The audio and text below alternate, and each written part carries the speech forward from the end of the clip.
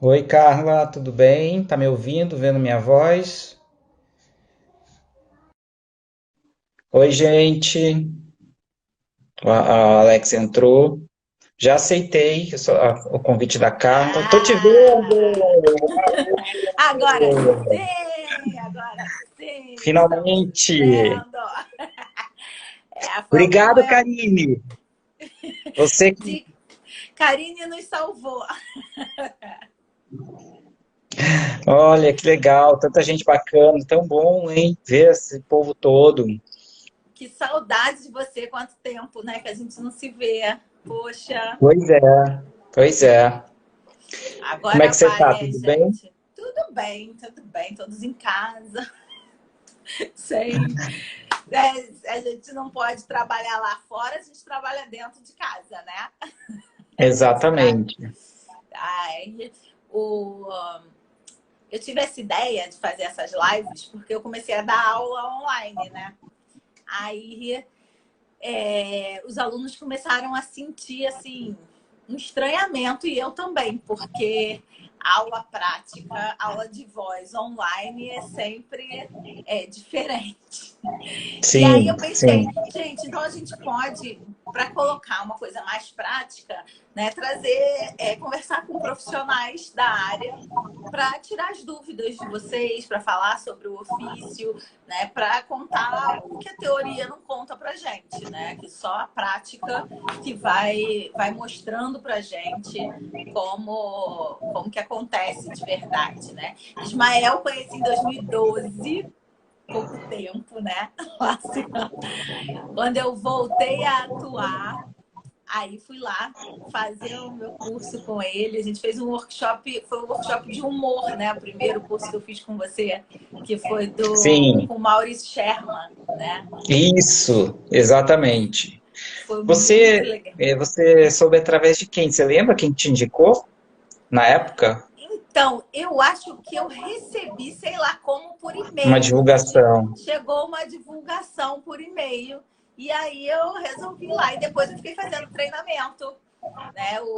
Fiz módulo um e módulo 2 com você no treinamento para atores. E aí foi que eu comecei a trabalhar, voltei a trabalhar depois de ter parado um tempo com a atuação. Ismael indicava todo mundo, indica todos os alunos dele para tudo que pode.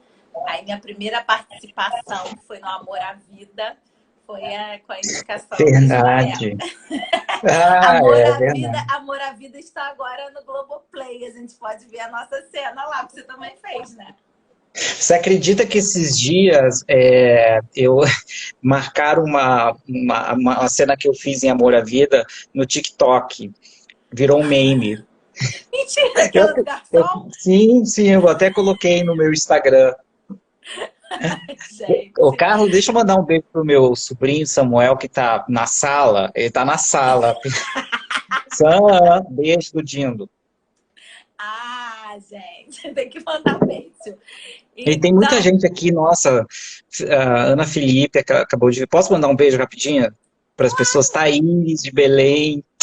Thaís, em breve estou aí em Belém, se Deus quiser. Tem tanta gente, o Alex, tanta gente que divulgou. Muito legal. Alex, Mas tá, Alex, cara. meu amigo Alex, né? Que foi para aí É, também. Falei, vai no Ismael, que no Ismael você vai bem. Mas foi pois é, já muito. fez vários cursos. Já. E aí eu queria que você conversasse isso com o pessoal sobre. Você é ator, sua formação é de ator.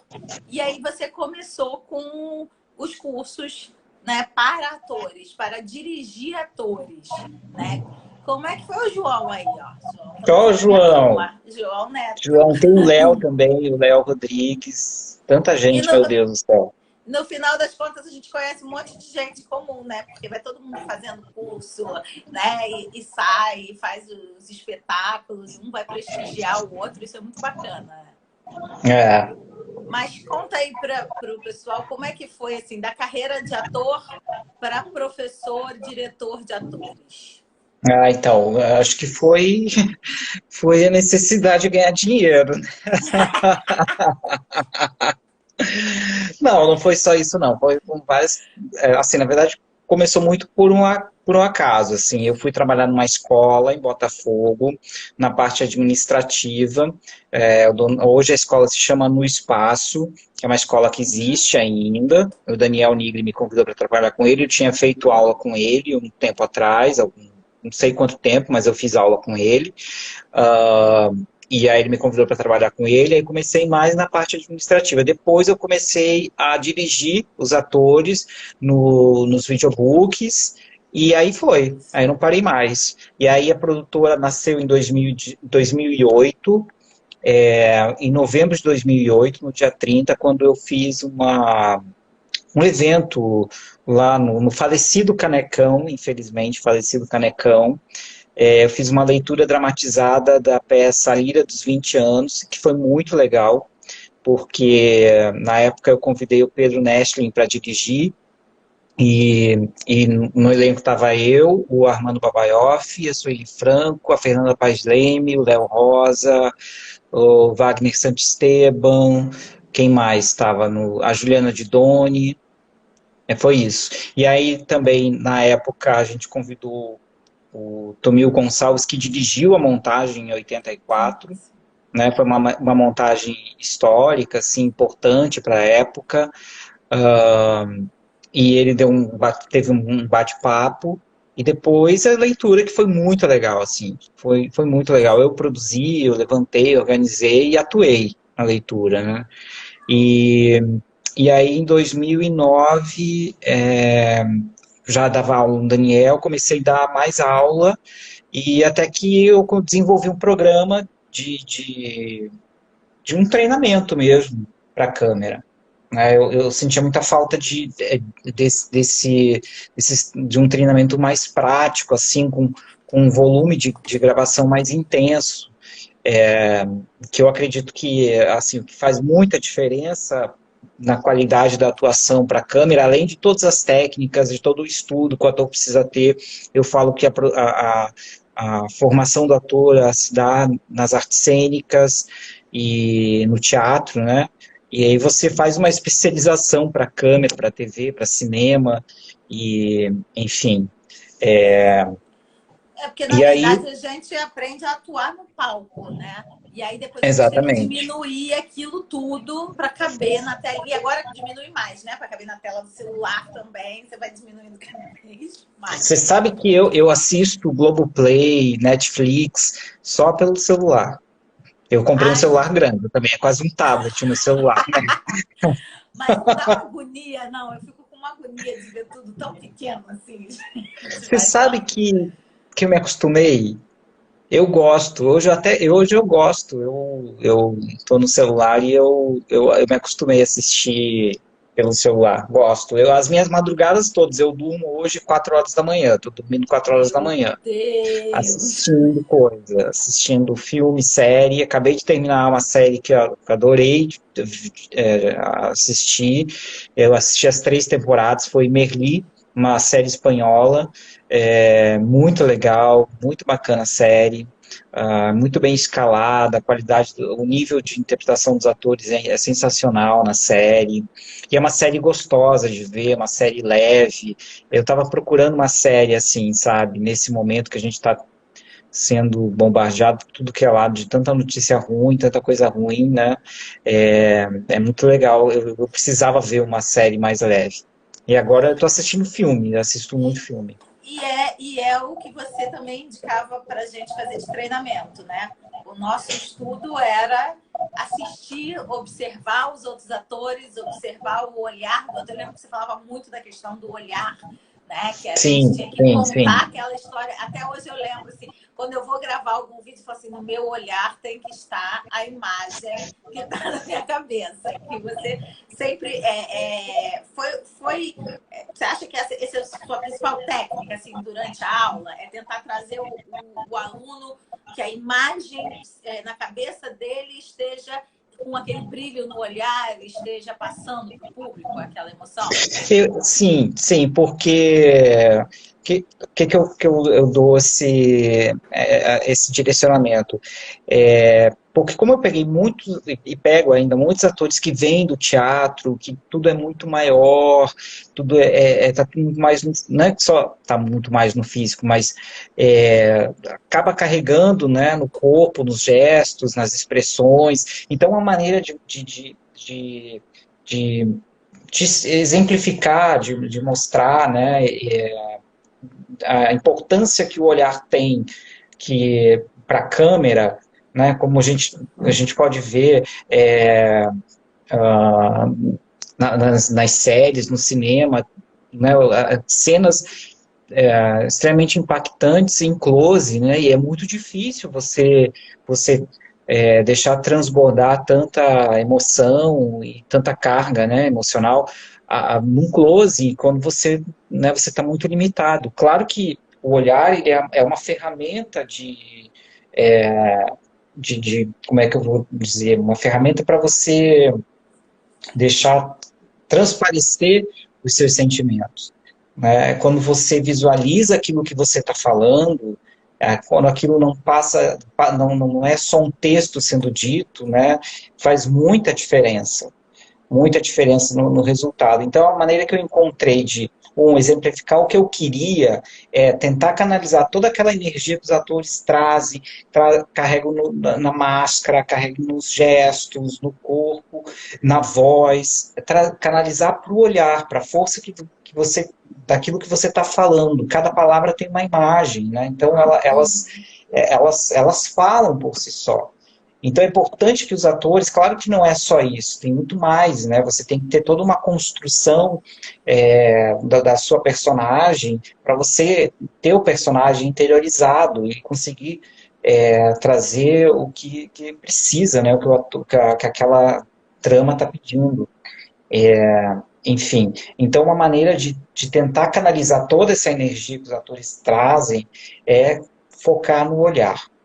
No olhar. Se você fazer um estudo, por isso que eu digo, desculpa te cortar, Carla, por isso que eu falo para os atores assistirem muita novela, assistirem muita série, cinema, e com um olhar técnico, né, de estudo, sem se envolver, você para você entender e perceber o quanto está sendo dito pelo olhar. Você tem cenas, como eu falei no início da conversa, que são extremamente sensíveis ou então intensas e está tudo no olhar do ator. Você tem grandes atores que trabalham dessa maneira. Você pega um trabalho da Lília Cabral, por exemplo, que eu sempre menciono ela nas minhas aulas, na Meryl Streep, do Tony Ramos, entre tantas outras pessoas que conseguem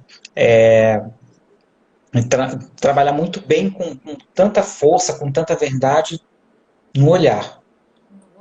O Lucas Lopes, ele é meu aluno e ele está perguntando se você pode falar o papel da introspecção do ator para a lente. Tipo, a relação do ator com a lente, né? Aham. É uma relação... você tem que primeiro gostar de estar ali na frente dela, né? É uma relação de amor com a câmera. Essa relação, ela é fundamental. Por isso que eu desenvolvi o treinamento, e o treinamento é muito pautado na prática, e porque essa prática vai te dar tranquilidade para você chegar num set, você chegar numa participação, enfim, diante de, né, que você sabe, você já fez várias participações e trabalhos com cinema e TV, você sabe da importância de você estar confortável diante da câmera. Então, por isso que eu falo que a primeira coisa é você amar estar de frente para a câmera. E uma das coisas que me chama muita atenção, e porque eu também passei por isso quando eu comecei a estudar interpretação para TV, que é o medo da câmera, né? A maioria dos atores tem muito medo de encarar a câmera, muito medo de estar na frente da câmera. Então, o primeiro passo para você é você se sentir confortável de estar diante da câmera. E aí você tem que começar a esquecer várias coisas, né? Assim, a vaidade, esse ângulo não me pega tão bem. Quando você for assistir, é difícil as primeiras vezes, quando você se assiste, você acha a sua voz mecânica, você não se reconhece sua própria voz, você se acha esquisito.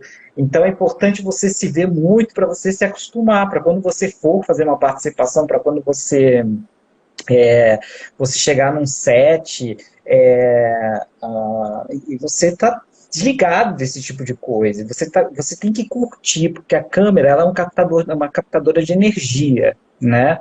Então, se você não está confortável, se você não está à vontade, isso vai passar. Então, o primeiro passo que eu Não digo é pode ame fugir a da câmera. câmera. Ame Eu a acho que a gente câmera. está vivendo um momento excepcional para esse tipo de coisa. De você treinar em casa. Pega o seu celular, hoje em dia é muito fácil você treinar. Grave cenas, faça cenas e assista, se conheça, se estude. É uma maneira de... Enfim, é só procurar, uma dica aí que eu dou para as pessoas que estão assistindo. Para quem não tem muitos textos, entra no YouTube, procura videobooks, tem vários monólogos aí que vocês podem tirar e começar a praticar em casa, se assistir, se estudar, enfim, se conhecer. Isso é muito importante, né? Você se conhecer diante da câmera, conhecer seus limites, conhecer aquilo que funciona, aquilo que não funciona, aquilo que ficou grande, aquilo que perdeu de força, porque às vezes um movimento de sobrancelha numa cena forte, numa cena mais dramática, ou às vezes uma cena mais sensível, cria um ruído tão grande na cena que perde Nem me todo o fale foco. como você mandava eu parar de piscar. Eu piscava igual uma doida. Porque cria ruído na cena. E aí eu começo a prestar atenção mais na sua sobrancelha ou no seu olhar piscando do que É propriamente na verdade. sua interpretação, Na na cena. emoção.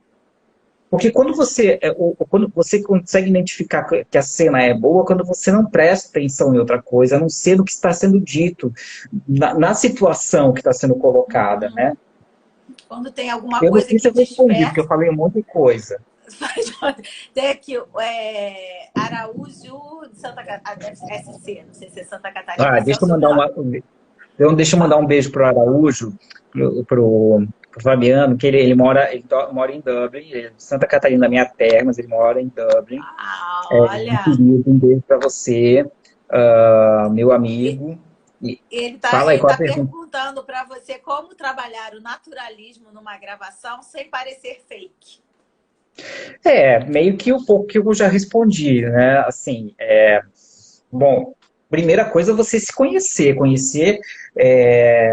a sua interpretação, né? O que acho que é importante, só fazer uma ressalva aqui, um detalhe que eu acho que é importante para todos nós atores. Todos nós temos uma característica diferente, né? E a gente não pode perder essa identidade, que ela é nossa. A gente precisa entender a técnica de atuação para câmera, para cinema, para televisão, são linguagens diferentes, mas que têm uma mesma linha uma mesma linha de trabalho, né?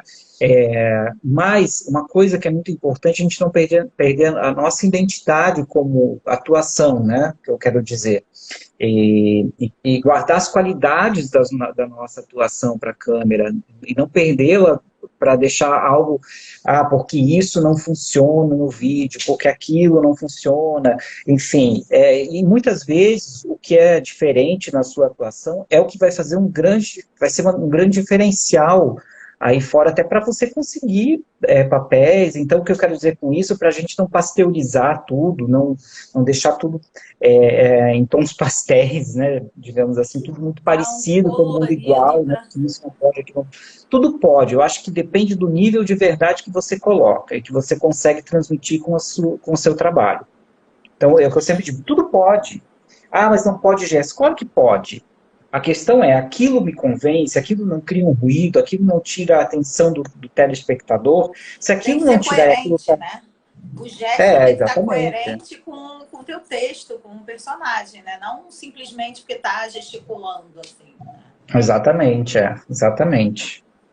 A Roberta Bahia, que é minha colega Berta! fonoaudióloga, professora, preparadora vocal também, ela falou: se ver é outro grande exercício. Se ver de se É, ouvir, né? Porque o que a gente escuta de reclamação não, minha voz não é essa, não, minha voz está horrível no vídeo, não. A voz muda mesmo, né? Acho que toda a interpretação, né? O que a gente está acostumado a se ver no espelho, quando você vai ver gravado, é outra coisa, não é? Dificilmente é. Na verdade, Isso mesmo. assim, eu não sei, mas eu acho que a voz, não sei, você é fono, você é preparadora vocal, você pode falar mais sobre isso do que eu. Mas, assim, eu acho que é que a gente não está acostumado a se ouvir, né? Você pode É falar um pouco verdade. mais sobre essa caixa aqui. Né? E, na verdade, a voz é um pouco aquela, mas é que a gente não está acostumado a ouvir exatamente como ela é, não é? E aí tem muito problema também em relação à voz, quando a pessoa vai filmar, ela começa a colocar uma projeção como se fosse para o teatro, né? E aí isso Sim, no sim. vídeo fica uma coisa... Aí fica parecendo canastrão, né? Sim, sim. Exatamente. São pontos assim fundamentais para você ter uma boa atuação para o vídeo, né? Você tem uma boa voz, entender o lugar da sua voz na câmera, o veículo no qual você está trabalhando. Então, se é teatro, você tem uma colocação da sua voz, se você está na câmera, é uma outra colocação, até uma forma de falar é um pouco diferente. A palavra no teatro, ela tem muita força, né? Ela não está ali à toa, ela não foi escrita à toa, aquela palavra tem todo um significado, né? Na televisão, a palavra ela não tem uma força. É o conjunto do texto como um todo, da informação que está sendo dita que tem força, mas não aquela palavra especificamente. Estou falando de novelas contemporâneas, né? Se a gente estivesse falando, talvez, de uma novela de época, a linguagem seria outra, um pouco diferente. Muitas vezes se cria um código, quando você faz uma novela de época, por exemplo, que é um código não necessariamente tão fidedigno da época, mas que cria uma relação com uma época, né? Então, se estabelece alguns códigos. Mas eu estou falando da voz por quê? Da fala, né? Estou falando do texto. Porque muitos atores chegam com essa relação com o teatro e carregam nas palavras. Então, cada palavra que é dita tem um peso dramático. Isso teatraliza demais um texto que é contemporâneo e que a gente não fala assim no dia a dia. Então, assim, um dos primeiros passos é tirar isso e falar, joga fora esse texto. O texto de novela ele não tem uma importância como um texto de um Nelson Rodrigues, de um Shakespeare. É uma outra relação com a literatura, com o texto, né?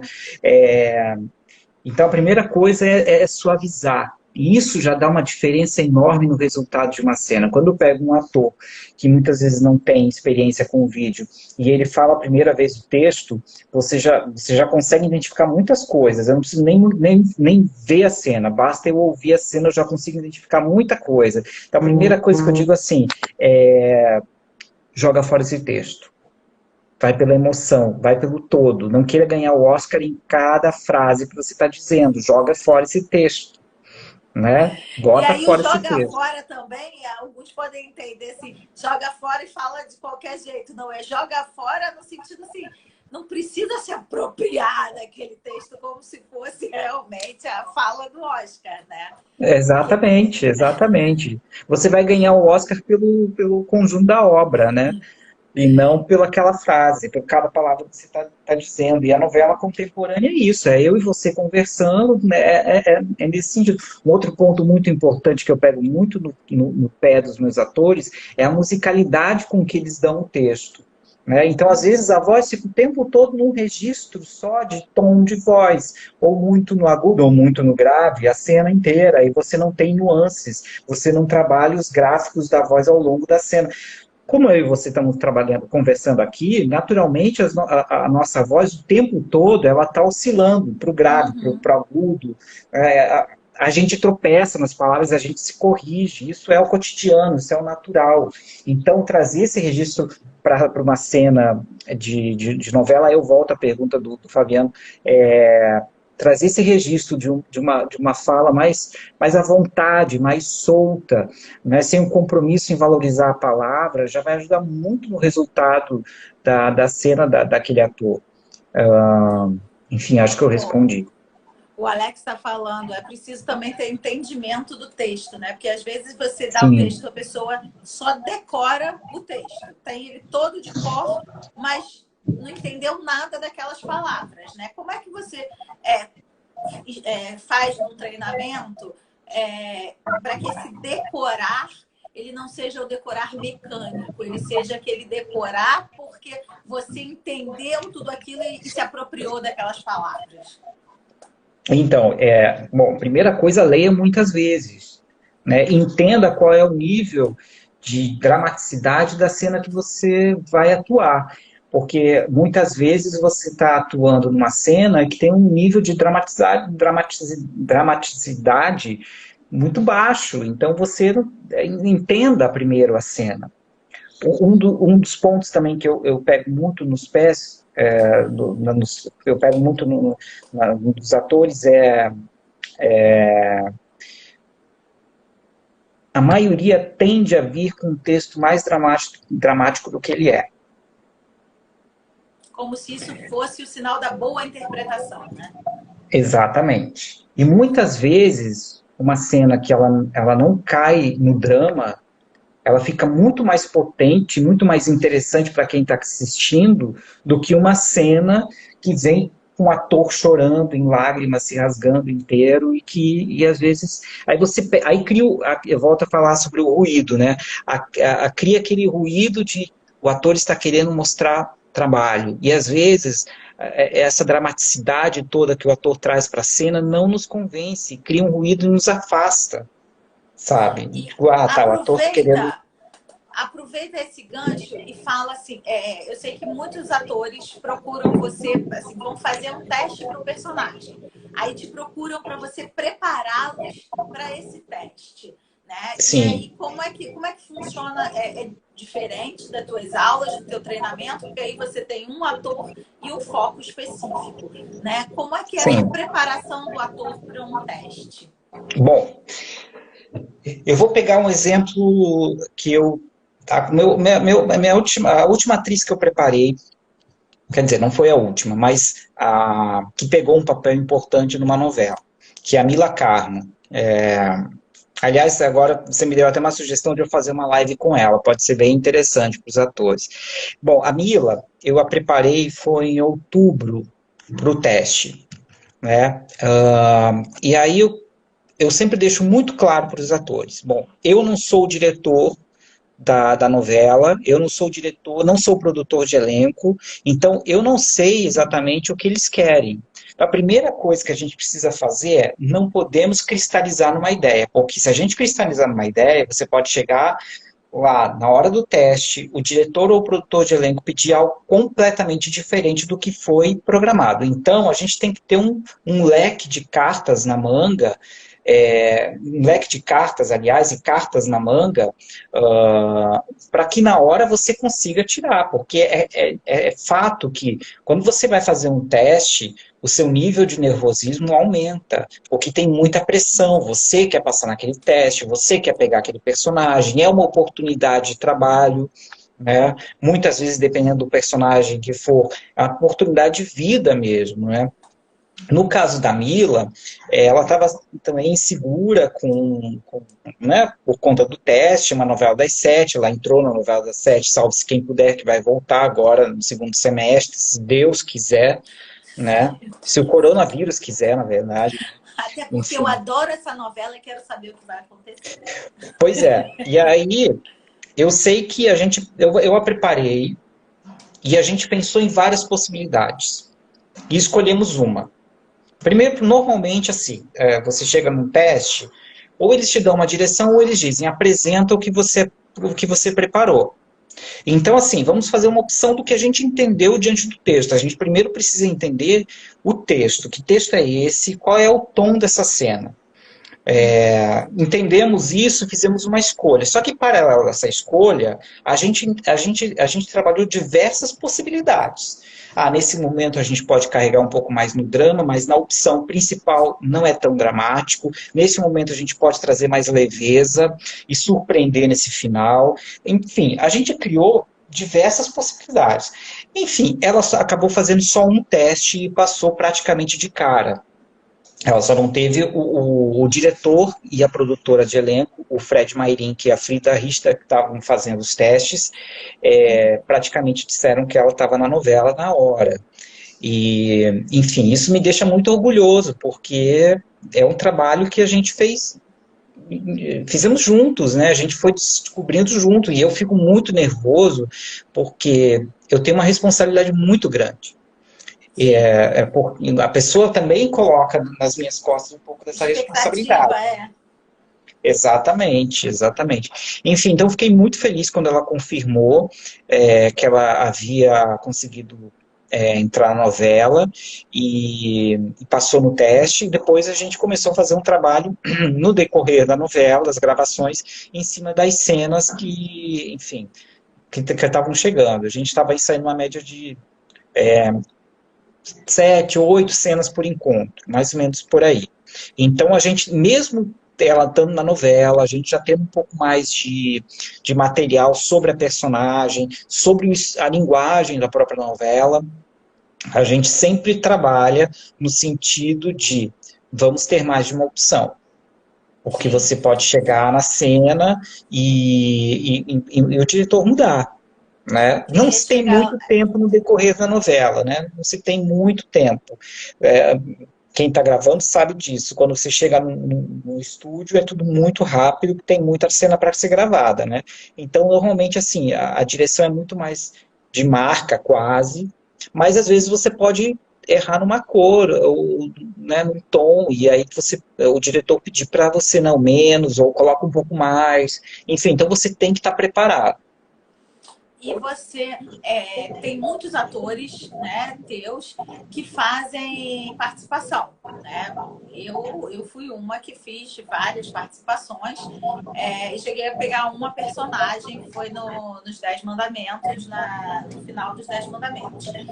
Qual é a diferença para o ator quando ele chega para uma participação e quando ele vai para um elenco, assim? Então, eu acho que tudo é muito. Visão. Então, eu acho que tudo é muito difícil, né? Tudo é muito difícil. Você fazer uma participação, ela se torna difícil porque, você cai de paraquedas no meio daquela confusão toda. É uma confusão muito bem organizada e orquestrada, né?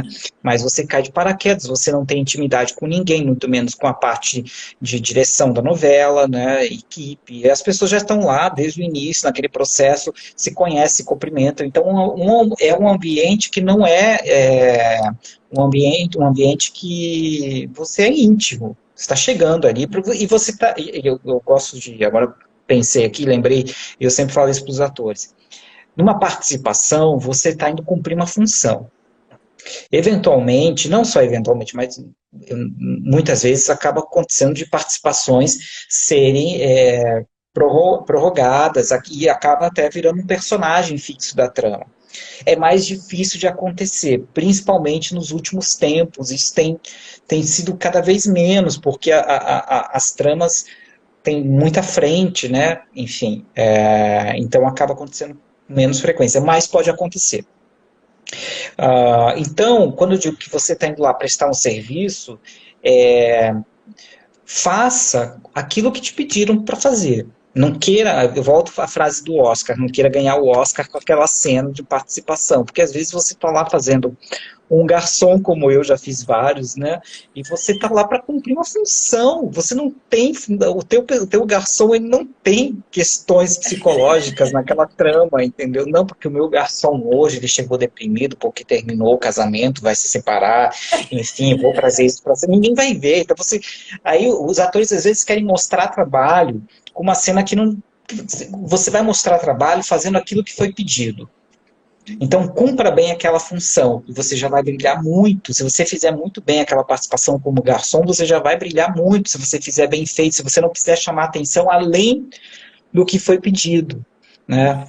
Então, eu digo, fazer uma participação é mais difícil. Você, primeiro, como falei, você cai de paraquedas numa situação que já está acontecendo há muito tempo, que as pessoas já vêm de um processo. Né? Então tem um fator que é um ambiente que você não está acostumado, tem um fator nervosismo, que você quer mostrar um bom trabalho, você não quer errar o texto, você não quer dar trabalho para o diretor, enfim.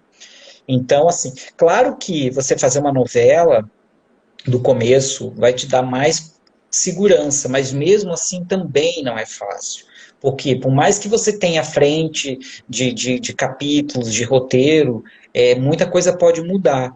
Né? Hoje em dia, cada vez mais as novelas seguem a audiência, então muita coisa muda ao longo de 6 meses, né? Ah, então também não é fácil. Eu vejo pelo trabalho que eu realizei com a Mila e que a gente vai retomar no segundo semestre, a gente também, a gente tinha um material sobre a personagem, mas não era muita coisa. Então a gente também foi meio que na intuição, sentindo, assistindo todas as cenas. Qual é a personagem dela? Ela faz a personagem. Gente, me fugiu o nome agora da personagem. Ela tá no Empório. Ela é uma da. Sei. É aquela menina que dá o emprego para Juliana Paz.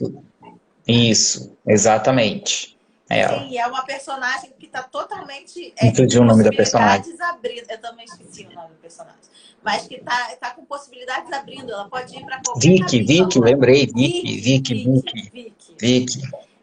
E aí a gente já sabe de algumas viradas da personagem. A gente já tem uma ideia de viradas da personagem. Não sei como vai ser, assim, nessa retomada, porque muita coisa vai mudar. A gente não sabe ainda, mas... Enfim, você estava falando, desculpa, Carla, eu te cortei. Não, eu estava falando isso, assim, quando você pega ela fazendo essa personagem, você já conhece uma trajetória, mas de uma hora para outra isso pode dar uma reviravolta. Sim. E aí, o que eu acho importante que você colocou, que eu sempre falo para o pessoal, é não cristalizar o texto. A Gabriela de Maio, que está aí, beijo, Gabi, ela disse que minha voz está com eco. Para mim, não. Não sei. Para mim, não tá. Tem tanta gente aqui, já que a gente fez uma... Tem minha prima Angelita, André Terra. Deixa eu mandar uns beijinhos aqui rapidinho, para quem não mandei ainda. Dani Poti. Tanta gente legal que tá aqui. Eu não vou conseguir mandar para todo mundo. Agora, fala outra coisa. Você também faz muita leitura dramatizada, né? Eu assisti aquela leitura que você fez do... Amar é o crime perfeito. Amar é o crime perfeito. Né? Depois você encenou mesmo a peça. Sim. Qual a diferença da leitura dramatizada? Porque esse ponto que eu quero chegar com os meus alunos especificamente, porque na primeira avaliação deles, ele... Tá baixa a minha voz, gente? Eu tentando não tá melhor assim. Roberta Bahia. Aí, então, assim, na primeira avaliação deles, eles fizeram uma leitura dramatizada. Cunha, e agora beijo, eles Bia. vão fazer uma encenação dessa leitura dramatizada. E aí eu queria que você desse umas dicas como essa questão a principal diferença. Assim, é o mesmo texto, mesmos personagens, só que num momento tá como leitura e no outro vai para a cena. Você diz em relação ao texto, você está falando, né? Isso. O seu trabalho de ator, o que você coloca como é que você articula melhor aquele texto para uma leitura e depois para colocá-lo decorado na cena? Pergunta difícil essa, pergunta de vestibular, Carla. Olha, eu vou pegar pela experiência que eu tive agora aqui com a Mar.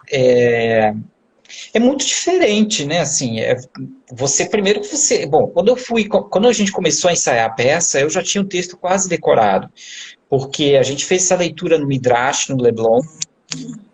Depois a gente fez que você assistiu.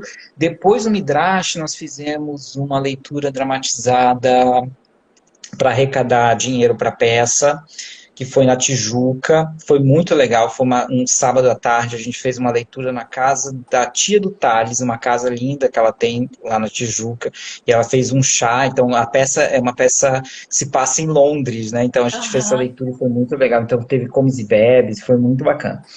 E depois a gente leu muito a peça, porque no ano de 2018 a gente tinha uma pauta e que acabou não acontecendo. Em 2018 a gente foi para 2019. Então, no período de março até meados de maio e junho de 2018, a gente leu muito a peça. A gente leu muitas vezes. Eu já não aguentava mais ler a peça, de tanto que a gente ia ler. E aí depois a pauta caiu, a gente foi para 2019. E aí a gente foi indo, eu já tinha o texto quase todo decorado. Então, para mim não foi uma grande questão, assim, na fala, assim, a minha dificuldade na fala não era não com o texto em si. Estou aqui pensando quais foram as dificuldades. Foi tudo tão intenso no processo que...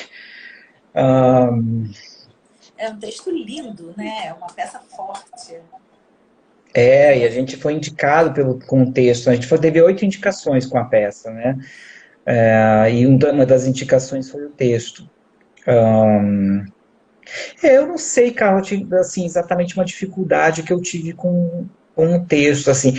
Para mim, assim, no meu caso, o texto, para mim, estando decorado, o texto, para mim, ele é libertador nos ensaios, porque eu procuro esquecer o texto, então eu deixo que ele venha durante a situação, né?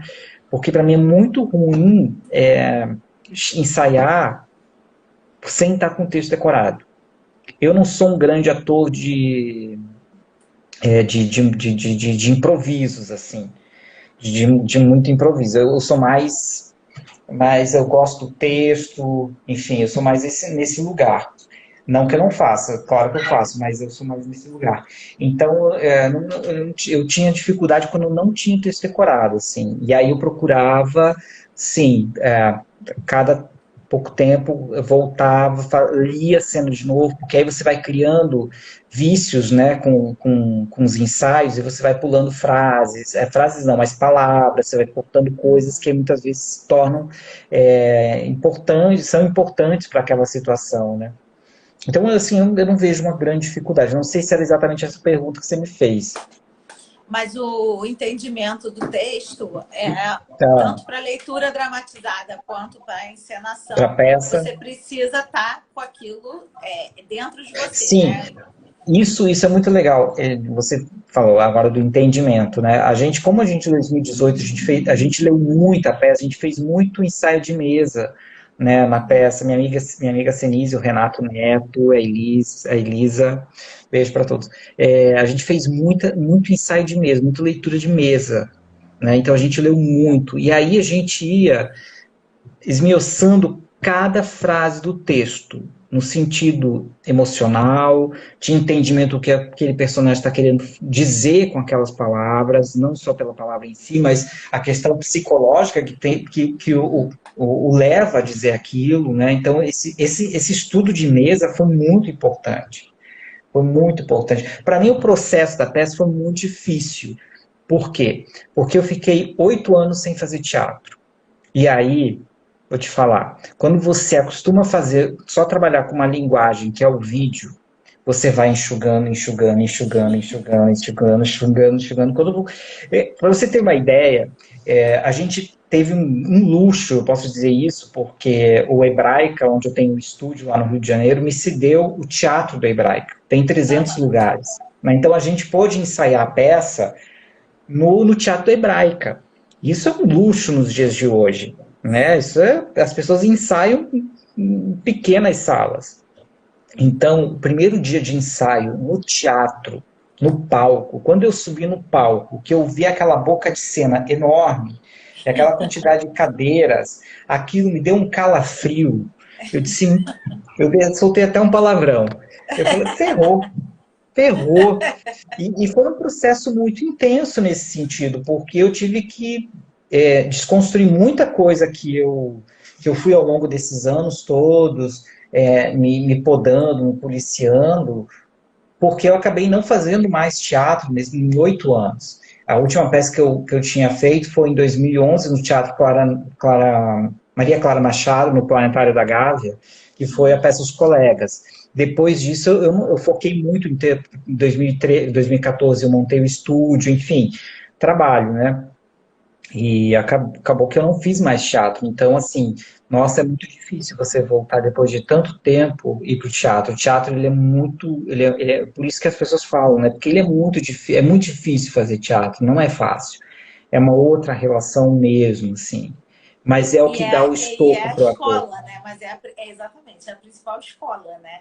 Que vai É a te dar principal ali a escola. experiência. Porque você ir reduzindo, né, é um processo mais fácil, né? Você saiu do teatro e vai para a televisão, vai enxugando. Agora, você depois ter que aumentar alguma coisa que você não tem, né? Você sair E o meu desse nosso... personagem, na peça, o meu personagem, como ele era uma das. Quando eu falei no início da nossa conversa sobre códigos, né? O Paulo Trajano, que dirigiu o espetáculo, ele criou um código.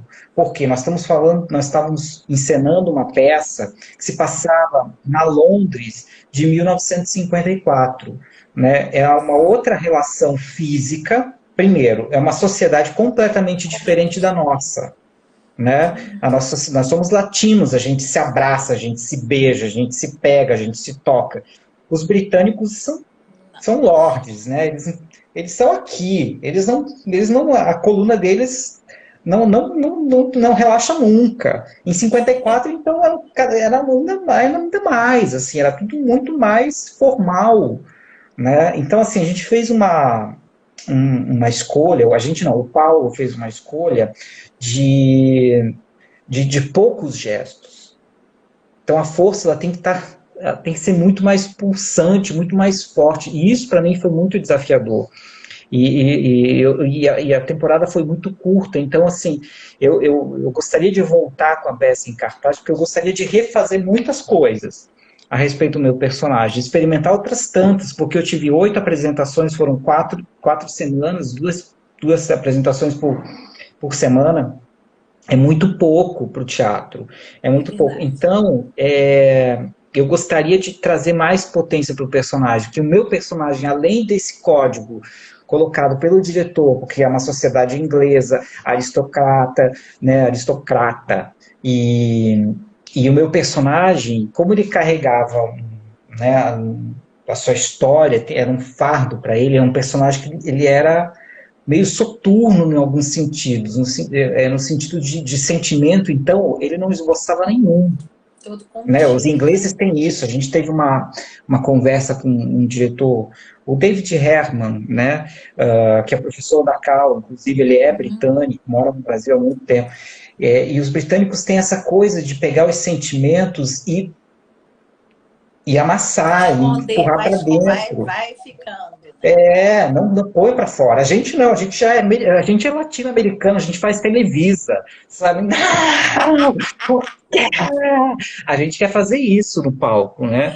Então, e aí você potencializar isso para uma. A gente foi para o teatro Clara Nunes, no Shopping da Gávea. O Teatro Clara Nunes tinha 750 lugares. É um teatro de balcão, né? Então, é uma imensidão aquilo, é uma imensidão. E aí você trazer um personagem que você tem que abafar todos os sentimentos dele e tá tudo muito elegante, tudo muito mais seco, tudo muito mais contido, foi difícil, foi bem difícil. Mas tem que Não voltar ficou mesmo esse pronto. espetáculo. Mas tem que voltar mesmo, porque esse espetáculo é lindo. Assim, tem que ser visto por todo mundo. É um trabalho muito, muito bacana de vocês. Foi assim um processo muito exaustivo, porque para mim, né, pelo menos, eu trabalhei muito, assim, até a estreia da peça, eu não sei como não infartei, não caí, não vinha Justamente a por isso que você óbito. bota tudo para fora. Eu quase fui a óbito, mas eu quase fui a óbito, hein, vou te falar. Porque do tempo que a gente começou a preparação da peça até a estreia, da peça, do eu ser um protagonista, a peça tinha 13 cenas. Das 13 cenas, eu estava em 12 cenas. Né? Eu vivia uma maratona, né? A maratona porque eu fazia 8 trocas de figurino. Eu tinha 8 looks na peça, porque a peça ela tem uma coisa de vai e volta no tempo. Então, uma hora a gente está em 54, outra hora a gente está em 44. e depois volta para 54. E aí Na o figurino guerra, né? completo Ainda tá na na guerra, guerra, né? exatamente. Então eu já entrava vestido com 3 roupas. Eu tinha Isso 3 roupas aí. por baixo. Então eu ia tirando e eu saía de uma cena e já começava outra cena. Então era uma loucura, era uma loucura. Então, além da peça, eu estava dando aula no treinamento regular, né, lá no estúdio, em Laranjeiras. Paralelo a isso, eu viajei a Belo Horizonte 2 vezes no primeiro semestre de 2019. Fui dar aula em Belo Horizonte 2 vezes. Eu produzi 2 aulas másteres do treinamento de inverno e o início do treinamento regular do segundo semestre de 2019, junto com a estreia da peça e na produção da peça. Eu quase fui a óbito. Aí realmente é. Foi. Então, Agora, eu Luigi, surtei, dei uma surtada. Mais do não, que o normal, você me conhece. agora só por causa do nosso tempo, eu queria que Ah, você dissesse, na sua visão, de pois professor não. preparador de atores, o que é fundamental para um ator conseguir? O cara é super talentoso, mas a gente sabe que não adianta só ter talento. E às vezes um cara que não tem tanto talento, ele consegue alcançar degraus maiores. Então, assim, o que você considera que é fundamental para um ator para ele conseguir trilhar a carreira e ter sucesso? Eu vou falar uma grande bobagem. Faz TikTok. Cara, é impressionante o TikTok. Todo mundo vira grande Olha, ator do TikTok. então eu vejo umas interpretações de pessoas que não são da área artística, que não são atores, e assim, eu vejo eles atuando de uma maneira tão natural, tão assim, tem todo mundo, logicamente. Eu falo, gente, é isso, as pessoas podem fazer televisão quase, sabe? Porque fazem com uma naturalidade. Esses dias eu vi um vídeo. Eu já tenho uma relação assim, com o TikTok, de vez em quando eu assisto. Quando começou a quarentena, eu baixei o aplicativo e Eu comecei a baixei ver os também. vídeos. Pois é, aí eu achei muito legal na primeira semana, achei engraçado. Na segunda semana eu achei legal. Na terceira semana eu achei chato já. Aí depois eu fiquei um tempo sem ver. Aí depois eu voltei, de vez em quando eu vejo o TikTok lá. E aí eu vi um vídeo esses dias de um menino, que aí ele joga o casaco da escada e cai no canto, assim, e aí ele já aparece vindo, sabe, do canto, vestido com aquele casaco, né? E ele interpretando aquilo, ele não é ator. Eu achei aquilo tão maneiro, assim, ele falou, gente, esse cara, ele tá interpretando sem ser ator, ele tá fazendo muito bem aquilo. Enfim, mas volta a sua pergunta, para me refrescar aqui. O que O que que eu acho você que considera essencial para um ator para ele conseguir seguir uma carreira e crescer profissionalmente? é uma pergunta muito difícil de responder, né? Assim, persistência, muita persistência. É, eu acho que é não parar de trabalhar como ator. Se você quer viver como ator, não faça como eu. Não faça, não faça como eu. Sabe? Vai dar aula, vai montar estúdio, não. Vai montar peça, vai trabalhar como ator, vai trabalhar como ator, vai trabalhar como ator, vai trabalhar como ator. Eu acho que uma dica, não sei se eu posso dar essa dica, mas eu sei que chega uma hora que as pessoas também não podem ficar esperando, né? Enfim. Mas é a prática, é É a conseguir prática. continuar tá vivo, continuar vivo nessa profissão. Não tem outra maneira, você tem que se produzir. Hoje em dia, então, é mais fácil, façam séries pro YouTube, participem de curtas, se envolvam em produção de teatro, tentam de alguma maneira se colocarem no mercado e não ficar só esperando alguém chamar, porque é muito, muito dura essa nossa profissão, é muito difícil, não é fácil, né? Então, assim, façam valer a pena, criem, se produzam, né? Porque eu acho que é uma maneira de você ser visto sem depender de um convite, de um trabalho, de uma participação e mostrar trabalho, enfim. Não sei se era exatamente essa pergunta que você me Não, fez. isso aí, isso aí. Queria mandar um beijo também para o Wendel, que ele mandou um beijo pra gente também. Te conhece, o Wendel é Wendell, sim, fonoaudiólogo sim, sim. também. E ator. Eu sei. Os fonoaudiólogos são todos atores atualmente. A gente invadiu o teatro. Roberta Exatamente. também é Então, atriz, não é?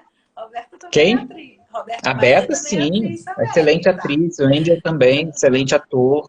Então, é. E a Thaíris também. Thaíris está rindo aqui.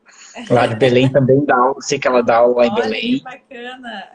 Aí, E... Isma, hum, pra gente finalizar aqui, fala aí do estúdio, que eu acho que já deve estar acabando aí os minutinhos, não? Você tá. que. Vou ser bem rápido. Bom, por enquanto está fechado o estúdio. Eu não estou nem no Rio de Janeiro, estou em Santa Catarina, estou na casa dos meus pais. Vim para cá em março ainda. E pretendo voltar para o Rio, sei lá, julho, agosto, por aí mais ou menos. Paralelo a isso, eu estou abrindo uma primeira oficina online, que é a oficina de produção e interpretação para self-tape, com a participação do produtor Raoni Seixas, produtor de elenco, né, que, enfim, tem a Kazikan, que é a produtora dele, e a gente já faz alguns trabalhos juntos há um tempo, e vai ser uma oficina de 4 dias, uma oficina prática de produção e interpretação para self-tape. E aí agora eu estou aguardando como é que as coisas vão acontecer e para voltar à programação, para ver o que eu vou poder colocar, enfim, lá no estúdio. E quem quiser só seguir lá a página da Arte Fiore no Instagram e a gente vai mantendo contato. E eu super recomendo, que Ismael é um querido amigo, né? Começou meu professor, virou meu amigo, e Isso é ele não verdade. esconde o jogo, ele vai te direciona para o caminho. Isma, muito obrigada de coração por você estar aqui, por ter participado com a gente, ter essa troca. Só assim para a gente se ver de novo. Eu vou falar das próximas lives, Alex já mandou umas 15 vezes, as próximas lives. Que esse é um projeto que eu estou fazendo para estimular os meus alunos, os meus colegas, atores, professores, para a gente estar envolvido com a arte. E na Obrigado, quinta-feira, Davi. te convido para você assistir também. Na quinta-feira, a gente vai conversar com a Maria Zilda Bethlen, que é uma atriz, Ah, né, que sim. fez muito sucesso, né, nos anos 90, então, era uma novela atrás da outra. E Ela fez muita novela. semana que vem, quem vai estar aqui também é o Milevitz, o Eduardo Milevitz, que vai falar Sim, sobre sim, sim. preparação, sobre o processo dele de preparação. Então, eu acho que é uma forma da gente estar divulgando, né, a arte, que não é só glamour, muito pelo contrário, é muito trabalho, é muita relação, e que tem ótimos profissionais que estão. E que, como a Roberta falou, a gente tem vida dupla. A gente é ator, é professor, é fonoaudiólogo, é diretor, É isso aí. é produtor, é tudo, né? É tudo, é tudo. Parabéns, Carlos, pelo projeto. É muito Obrigada. bacana essa proposta, essa possibilidade que você está trazendo para os atores, enfim, tanta gente interessante que você está trazendo, convidando, muito legal. Obrigado pelo convite, eu que agradeço Obrigada a você. de Aí tem a participar com Ivana você. também, Ivana Domênico, que é uma atriz de teatro musical, que vai estar aqui também falando com a gente. Muito Beijo para todo obrigada. mundo. Se você conseguir salvar a live, porque aí tem que ser no seu Instagram que você que abriu. Se você conseguir, Tá. você salva e me marca, por favor. Pode deixar, pode deixar. Super obrigada, um grande beijo. Saudade. Beijo. Quando voltar para o Rio, me avisa. Tchau, gente. Obrigada por vocês terem Tchau, gente. participado. Obrigado. Beijo. Aí acho que você que tem que encerrar aí, né? Vou encerrar.